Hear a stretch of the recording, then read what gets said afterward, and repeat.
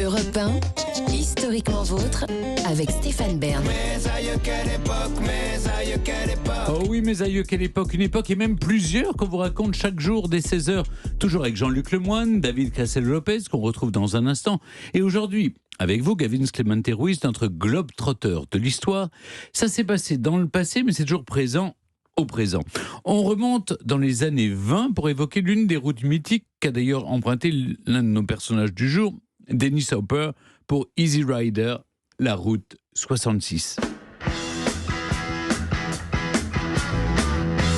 Oui Stéphane, c'est la fascinante route 66 qui est entrée dans l'imaginaire des Américains. C'est un culte qui a même dépassé les frontières. Cette route qui va de Chicago à Los Angeles, grosso modo ça fait 4000 km, 3943 si on veut vraiment être précis. Elle fascine, pourquoi ? Parce qu'elle symbolise le rêve américain. Ce sont les pauvres paysans du Middle West, des raisins de la colère de John Steinbeck ou du film de John Ford, qui fuient l'Est pour aller vers l'Ouest et trouver un peu d'argent, une certaine vision de la ruée vers l'or si on veut. C'est à cette époque, après la crise de 29, que la route est tracée, construite même entre 1926 et 1938. Alors on l'a surnommée la Mother Road, la route mère, la route maternelle, celle qui nourrit, celle qui sauve. Et avec son développement, c'est tout un imaginaire qui apparaît. L'Amérique, avec cette route, se modernise. C'est l'apparition des motels, des stations essence, comme on voit dans les films, des diners. Le premier McDo aussi, McDonald's, qui s'est ouvert en 1940 à San Bernardino, en Californie. On vendait à l'époque des burgers à 15 cents. Ça a bien changé, ouais. Tout ce qu'on retrouve aujourd'hui dans les films américains. Alors la route, elle traverse 8 États, 3 fuseaux horaires.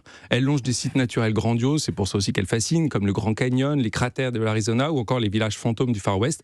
Des sites hyper photogéniques, on est encore dans la thématique, ou alors instagrammables, comme on dit aujourd'hui. On peut dire sans se tromper que cette Mother Road, c'est le symbole de l'identité américaine, de la liberté et des grands espaces. Et beaucoup sont emparés du mythe alors.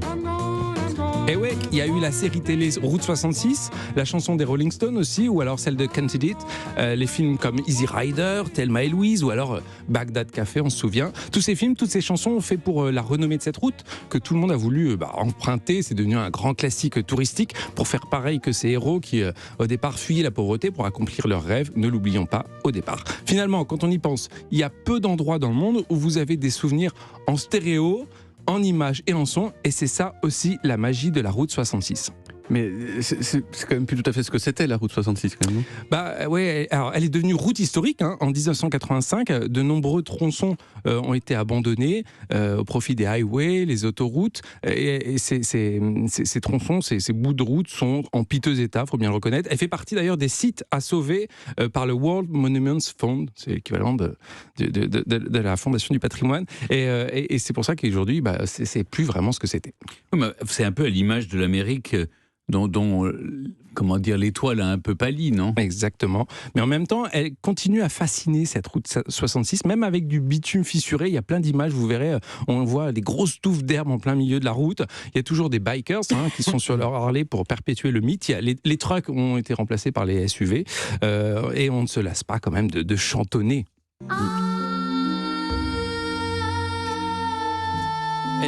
Elle est la preuve qu'on peut être mythique et en même temps piteux. C'est ça, c'est exactement ça. À la limite un peu dégradé, vous voyez.